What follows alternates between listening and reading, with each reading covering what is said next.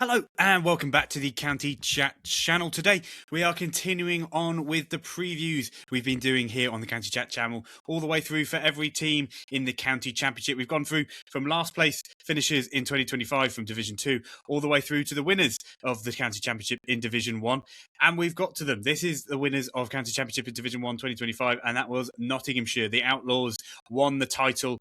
They overthrew Surrey, who'd been the champion 3 years running. So a big deal for the County Championship sort of competitiveness in a way, I guess, and it also a really massive deal for Nottinghamshire, who hadn't won the title in a number of years. They were just built around in a really, really beautiful way. I think they were such a great cricket team to watch. They also, again, they toppled Surrey, who have been one of the best teams in County Championship cricket kind of history for sort of an era of dominance and just being consistently one of the best teams. Super well run. I've just done the preview for them, so it's kind of all on mind. But I think Nottinghamshire's win is even more illuminated how great it was and how impressive it was and how well they put it together, because Surrey, in my opinion, didn't really drop off all that much from their sort of title-winning campaigns previously. Nottinghamshire just outdid them. So it wasn't like other teams dropped back and there was just one clear other team, if that makes sense. Nottinghamshire went out and won it in their own way. Anyway, as always, we'll be going through the leadership group, the overseas, the ins and outs for the 2025 season and 2026 season, batters, bowlers, and sort of a squad list in general. We'll have a look at team review. We'll have a look at the statistics from 2025, a little bit screen sharing, and then we'll have a look at sort of a potential first day lineup and then a predicted finish for 2026. The leadership group in 2026 is, funnily enough and unsurprisingly enough, the same leadership group as it was in 2025. Peter Moores is the head coach of this team, and he was captained he chose as captain Haseeb Hameed, who was one of the best players in County Championship cricket for a little while, took on to the captaincy role really, really well, and was obviously the captain of this championship-winning team. So it was a really, really good combination, and I guess for good reason, no need to change it for Nottinghamshire. Now, onto the overseas. Again, they kind of gone for a pretty similar approach to last year. Carl Verena was their overseas last year. He's staying on for the main overseas role, if you will. Fergus O'Neill, he only did 3 matches last year, was absolutely spectacular in those 3 matches. He's one of my favourite sort of bowlers in the whole of world cricket. And so I'm glad for him. He's basically staying from April all the way through to June. And then the kind of bigger change is Mohammed Abbas is no longer they're another overseas for Nottinghamshire, but they have got another Mohammed from Pakistan. It's Mohammed Ali. I'm not actually know anything about him other than just looking up his first class statistics. I kind of, there's some part of me that hopes it's sort of like Mohammed Abbas gave him a sort of tip of the cap and they were like, yeah, get him in after I've gone. I'm sure that's not how it worked, but it feels like a bit of it would make sense in some senses. But anyway, he is going to be an overseas player for them from August through to September. So maybe the idea being that he'll be good on the sort of flatter pitches, drier pitches, which are maybe more similar to a pitch he'd be bowl on a lot in Pakistan.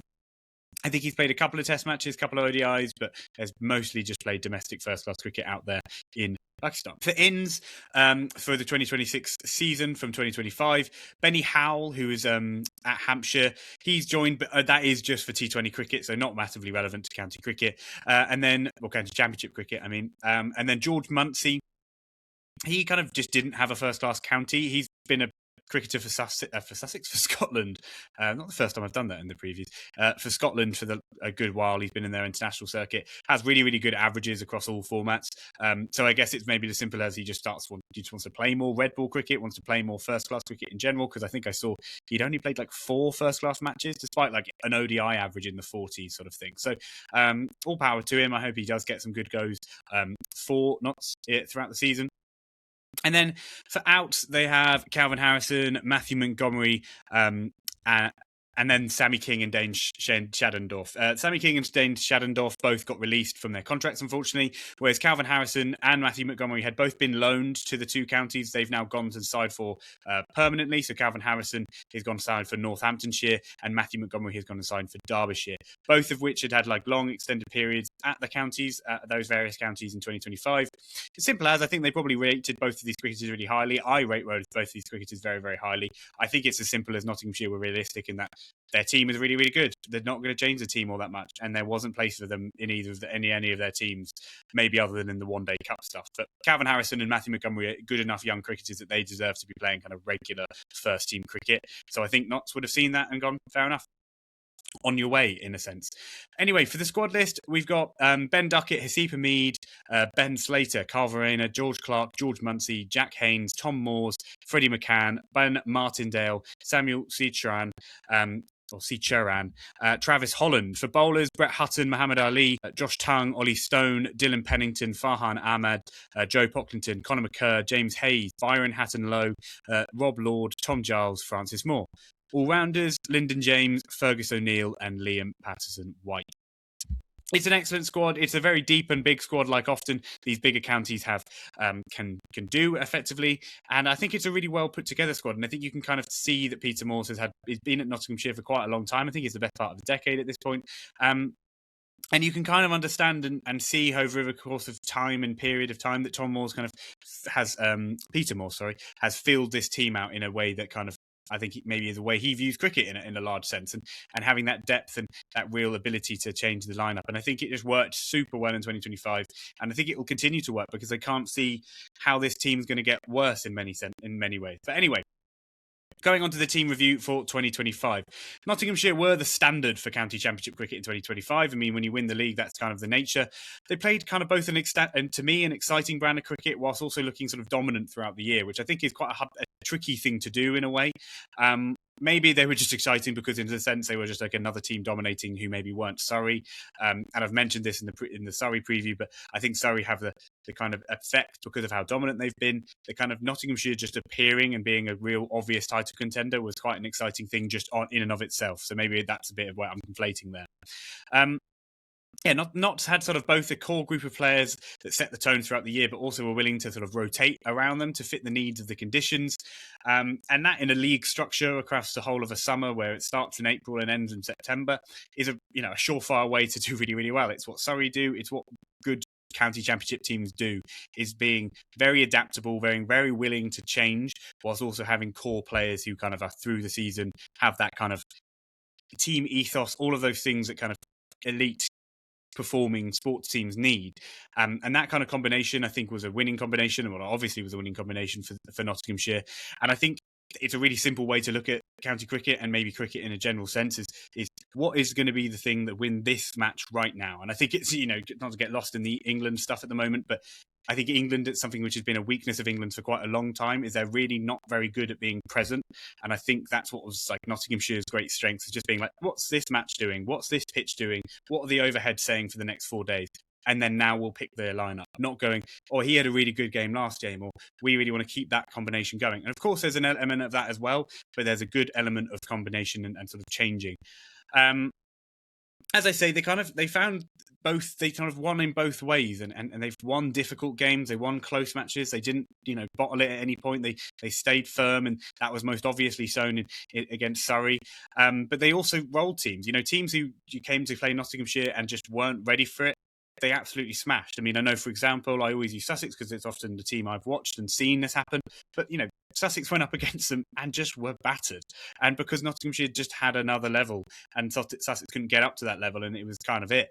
Whereas maybe the counties who in the games where they were really ready for Nottinghamshire came up 50-50, they would usually come out of that result looking pretty good. And I think that's a winning combination is a phrase often used, I've been using in this a lot, but I think it kind of, it was proven to be true because obviously they won the league.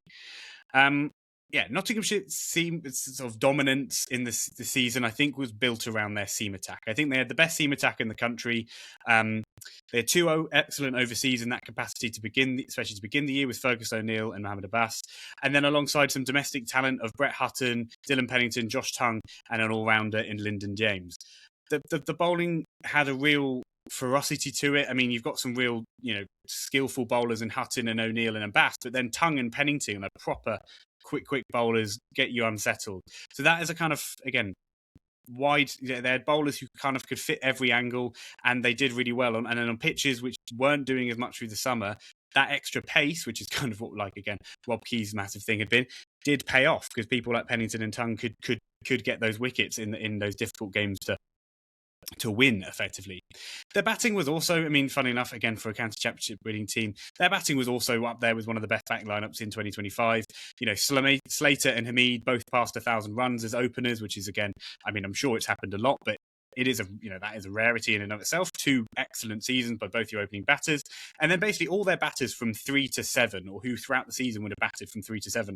All of them scored over 500 runs throughout the season, and the only ones who were kind of close to 500 runs is because they played 10 matches or 11 matches rather than the full 14. So, that players like Freddie McCann, Joe Clark, Jack Haynes, Brendan James, as I mentioned, and Liam Patterson-White. Those kind of names, for example, were the ones that came into that category for me. They just, I guess in a simple sense, if you've got a really excellent seam bowling attack and an excellent batting lineup, it's a recipe for success in English domestic cricket. And now they had spin bowlers who were good. I mean, Liam Patterson-White is an all-rounder who bowls some really helpful, really, really good left-arm spin. And then obviously Farhan Ahmed. But just for the conditions they were facing and the conditions they came across, it was much more those seam bowlers who got the wickets. And when we get into the screen sharing in a bit, you'll be able to see that just for the sort of potential percentage of team wickets that were seam bowlers. Yeah, as I say, sort of simply put, they were, funnily enough, were an excellent side, and both sides of the ball kind of stepped up when they needed them to. I think, simply put, their magnum opus, to use a kind of literary term, was their game at Surrey. I mean, they went in, they were top of the league, they had to go to Surrey and just get a positive result. I think even a draw would have been good for them in that situation. But what ended up happening is they won the match at Surrey. I think they did win a good toss to win, but Surrey fought the whole way. I mean, Surrey nearly, I think, scored the most in the 4th innings, like more than all the other innings. It was the highest score. They just didn't quite reach the total. They lost by, Nottinghamshire won by 20 runs.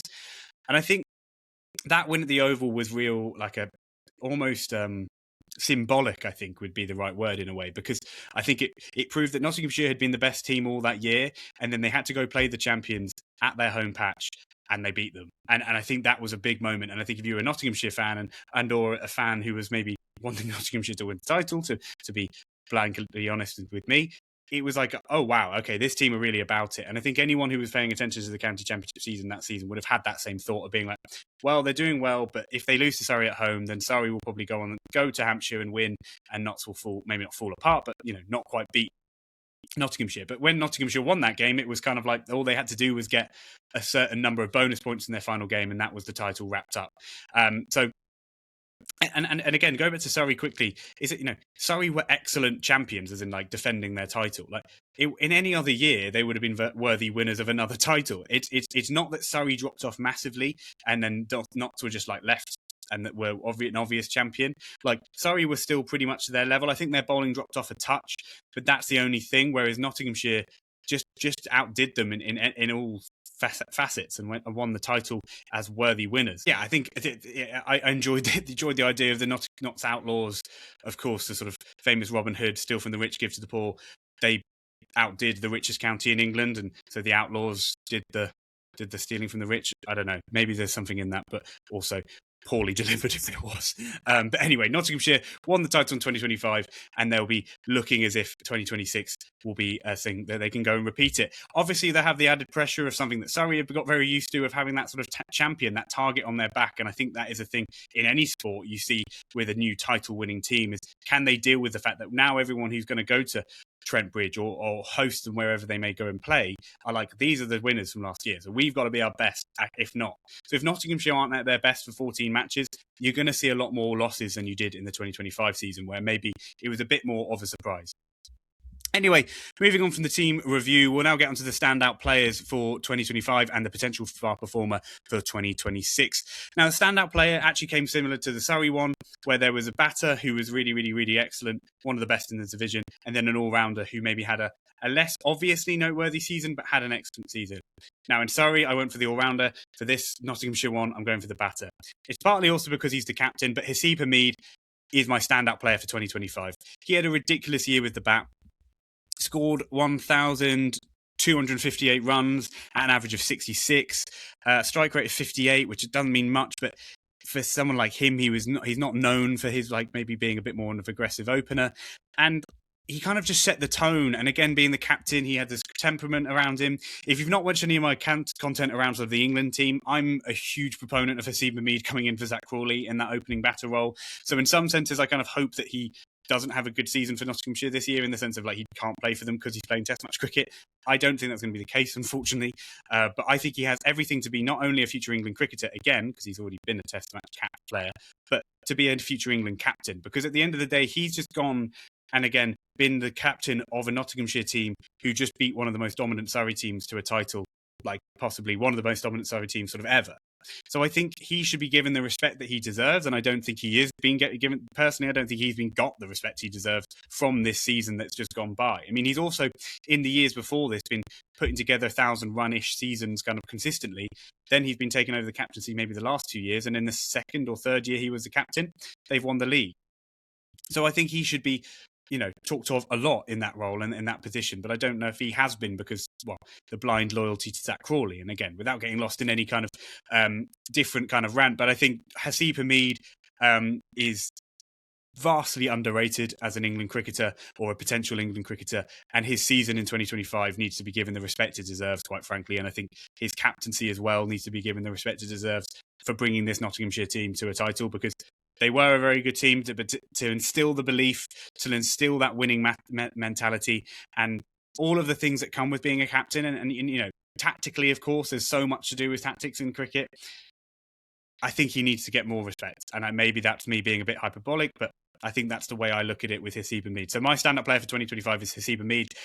To make reference to who I was giving a shout out to, it was Lyndon James. We'll have a look at his statistics, but when he scored nearly 800 runs and took 26 wickets. So he had a very good all-round year, and Lyndon James remains to me one of the best all-rounders in county cricket. And again, that's another player who I'd say is vastly underrated. But Haseeb Hameed, because of his captaincy, because of his batting, obviously, a really, really obvious standout player for 2025 for me. The potential star performer, I also realised maybe potential star performer is a harder one to pick for teams who did really, really well. It's maybe more obvious in teams who had slight down years or have young players coming through, because I was looking at Nottinghamshire's team and it would either be, again, as I mentioned in the Surrey preview, if you've watched it, like it'd either be disingenuous to say this cricketer is going to have a breakout year because he's kind of already broken out, if you will, and you already know what kind of standard he is. But then there's also young players who are just totally unproven that I couldn't pretend I have any evidence to suggest they're going to do any better or play any more. So someone I'd had the thought of Farhan Ahmed, because I'm a huge fan of his talent. I think he's a brilliant off spinner. But again, if you know your county cricket, Farhan Ahmed is like a very well-known young spin bowler, possibly because of his older brother and all of the things that come with it. But, he's not like he's under the radar. So the person I've gone for is someone who is well-known, I think, within county cricket, but Freddie McCann is my potential star performer for 2026. Now, Freddie McCann did really, really well in 2025. I mean, he was a batter in the county championship winning team. He batted 3 most of the year. He scored 747 runs at an average of 37. Now, that is it altogether a very good season, but I think that what I'm trying to say is, and it's partly because of his age, I believe he's 20, maybe 21. Let me have a look. Yeah, 20. He turns 21 very, very soon, actually. But for someone of his age, he had such a calm temperament about himself at the wicket. I mean, again, he was consistently coming into bat against the best bowling lineups in the country and scoring pretty consistent runs.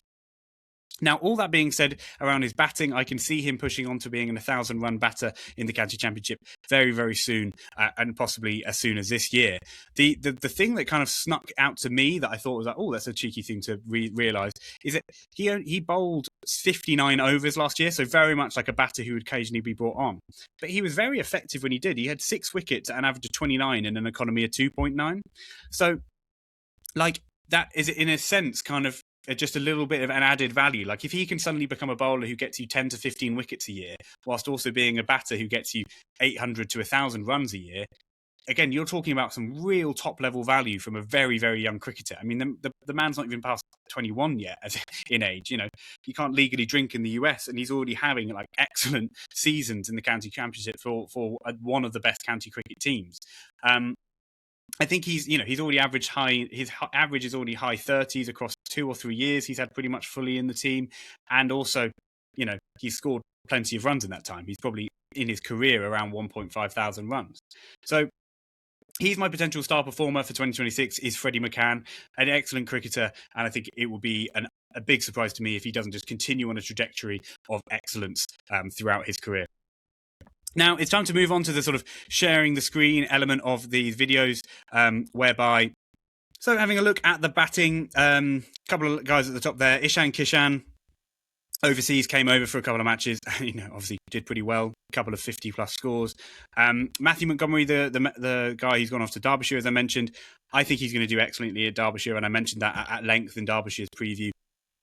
But again, his one innings, he got 75, so it's not a bad showing, is it? And then Ben Duckett, similarly, that was against Sussex. I remember he was absolutely taking the mickey out of some of the Sussex bowlers, to be quite frank. Back when we all thought Ben Duckett was the best opener in all formats around the world. Less about that. Anyway, he might play more red ball cricket. He turned down his IPL contract, so he's going to probably play the first 2 or 3, 4 matches of the season, which is great for county cricket, in my opinion, players of his sort of stature playing. Haseeb Hameed, as I mentioned earlier, 1,258 runs, averaging 66, and, that is a remarkable season as an opening batter. It's kind of as good as you get in a 14-match season. Lyndon James, as I mentioned, 13 matches, 789 runs, average of 46. That alone as a batter would be excellent. And then you add on his bowling, which we'll get to in a minute. Really, really good season. Ben Slater, 1,000 runs, 43.47 average.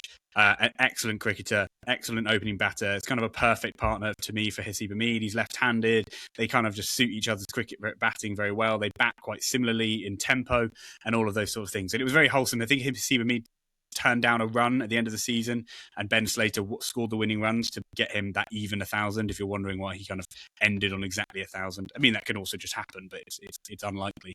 Jack Haynes kind of finally had the year to his level. I think he's one of those cricketers for a very long time. When he was at Worcestershire and various other places, he kind of flattered to deceive maybe, but a lot of people would talk about his talent as this very mercurially talented, incredibly good player. He then got the move to Nottinghamshire, and and me as a fan, I was like, I'm a big fan of his batting. When he looks good, he looks great, but he was averaging low 30s. So I think he finally had his season kind of breaking out, average of 41 and 400s as well, 150. Freddie McCann, as I've mentioned, I won't go through all his stats again, but a really, really good year for such a young cricketer. Liam Patterson-White, I think, again, speaking of underrated cricketers within this side, Liam Patterson-White, all-rounder, bowling all-rounder maybe. I guess he'd probably just call him a straight-up all-rounder, to be fair. 540 runs. He did score 100, an average of 33.75. And then Carl Verena, I mean, honestly, for his level as a batter, I'd say him averaging 33 is quite low. I mean, in his career, he averages quite high up for a wicket batter. And I think for this year, you maybe would expect more runs. And again, it was one of his first years in county cricket. Yeah, his first-class average across 113 matches is 47.84. So again, for him, I think a bigger year probably would be expected. And again, if they get a bigger year out of one of their overseas cricketer who's one of their best batters, all of a sudden you're like, wow, this batting lineup is looking ridiculous. Joe Clark had a pretty poor year for his standards, 33 average, 664 runs, played in every match. Can take the gloves, so he's got a bit of value around Verena if Carl Verena have to go anywhere or can't play over the season. And then, Brett Hutton, Josh Tongue and Pennington all averaging in the 20s and all getting 50s is just a good effort for your lower order players. Now, onto the bowlers. Fergus O'Neill, 21 wickets in his 4 matches at an average of 17.9. I remember thinking when Nottinghamshire were at the top of the table when he had just left, and I think I even mentioned it at the time, thinking they might struggle to win the league without him as their sort of figurehead leader.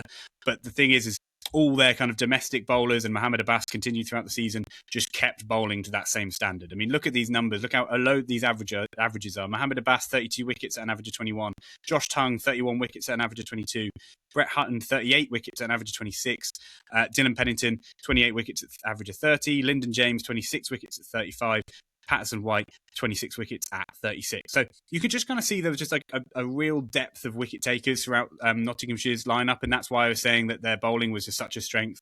You add in sort of the 6 wickets from Freddie McCann I mentioned, Calvin Harrison's 4 wickets from the one game he played, and then Farhan Ahmed, who didn't have a brilliant year, but again, gave him the control. So 13 wickets at an average of 46.15, but the economy was 2.75 for Farhan Ahmed. So again, really, really good cricketer.